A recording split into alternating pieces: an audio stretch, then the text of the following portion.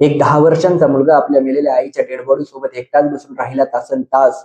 त्याच्या मदतीसाठी कोणी पाहुणे नाही आले किंवा कोणी शेजारचे व शेवटी पोलिसांना बोलवावे लागले. ज्याने त्याच्या आईचा अंत्यविधी केला जाऊ शकेल व माहिती आहे असे का झाले? कारण त्याच्या आईचा HIV मुळे मृत्यू झाला होता. बघा UPच्या एटाची ही घटना आहे. जो हा मुलगा तुम्ही बघत आहात 10 वर्षांचा, तर 2 वर्ष आधी त्याच्या वडिलांचा सुद्धा मृत्यू झाला होता. आता जेव्हा ते होते तेव्हा हा मुलगा शाळेत सुद्धा जात होता. वडील गेल्यानंतर त्याची शाळा सुद्धा बंद झाली.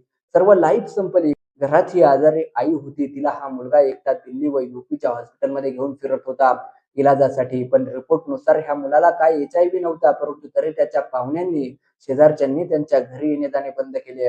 हे 2026 चालू आहे, तरी आज सुद्धा लोक ह्या भ्रमात आहेत की फक्त शिवल्याने एड्स होतो. शेजारी उभे राहिले तरी एड्स होईल. आता जेव्हा हॉस्पिटलमध्ये त्याच्या आईचा मृत्यू झाला, तर कोणीतरी बघितले की हा कित्येक तासांपासून आपल्या आईसोबत बसून रडत आहे. तर कोणीतरी पोलिसांना कॉल केला व पोलिसवाले आले व त्यांनी अंत्यविधी केला व त्याची मदत केली.